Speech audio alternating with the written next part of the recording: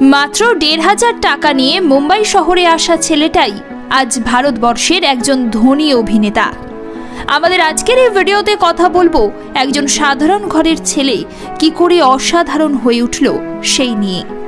শাহরুখ খান এই মুম্বাই শহরে মাত্র ১,৫০০ টাকা নিয়ে এসেছিলেন, আর তারপর মুম্বাই শহরেই এক বিশাল সাম্রাজ্য গড়ে তুলেছেন। তবে শাহরুখের মাথায় কোনো গডফাদারের হাত ছিল না। একজন সমকামী যুবকের অভিনয় করা ছেলেটাই ধীরে ধীরে হয়ে উঠলেন একজন রোমান্স কিং। মাত্র ১৬ বছর বয়সে বাবার মৃত্যু হয়, তারপর ২৬ বছর বয়সে মাও এই পৃথিবী ছেড়ে চলে যায়। মায়ের মৃত্যু শোক মেনে নিতে পারল না দিদি। ধীরে ধীরে মাথার সমস্যা তৈরি হলো দিদির, আর তারপর থেকেই স্ট্রাগল শুরু হলো এই শাহরুখের। দিওয়ানা সিনেমার মধ্য দিয়ে শাহরুখ খানের আত্মপ্রকাশ। রোগা পাতলা চেহারার সেই ছেলেটাই তৎকালীন বিদ্যা বালান এবং ঋষি কাপুরের সাথে পাল্লা দিয়ে অভিনয় করেছেন, আর তখনই অবাক হয়েছিল গোটা মুম্বাই। জীবনের প্রথম সিনেমার জন্যই ফিল্মফেয়ার অ্যাওয়ার্ড পেয়েছিলেন শাহরুখ। রাজু বান গয়া জেন্টলম্যান করে দর্শকদের কাছে হয়ে উঠলেন একজন চকলেট হিরো।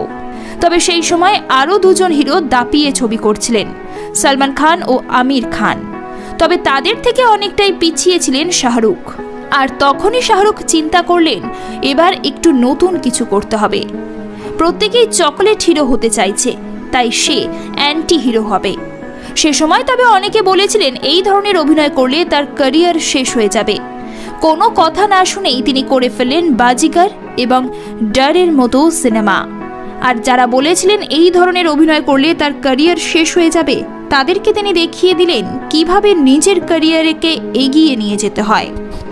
এরপর ১৯৯৫-এ মুক্তি পেল দিলওয়ালে দুলহানিয়া লে যায়েঙ্গে, আর তারপর থেকেই তাকে আর পিছনে ফিরে তাকাতে হয়নি। এরপর একের পর এক সুপারহিট সিনেমা করেছেন তিনি। এরপর ধীরে ধীরে দর্শকদের মনে জায়গা করে নিলেন বাদশা। কিন্তু তারপর হঠাৎই আবার তার জীবনে নেমে আসে অন্ধকার। পরপর সমস্ত নতুন সিনেমা ফ্লপ হতে শুরু করে, আর তখন আবারও সবাই বলেছিলেন এবার শাহরুখ খানের শেষ অধ্যায় চলছে। কিন্তু তিনিও ছেড়ে দেওয়ার পাত্র নন। ২০২৩ সালে মুক্তি পেল পাঠান, আবারও ৮ মাস পর মুক্তি পেল জওয়ান। রীতিমতো আবারও বক্স অফিস কাঁপাতে শুরু করলেন শাহরুখ।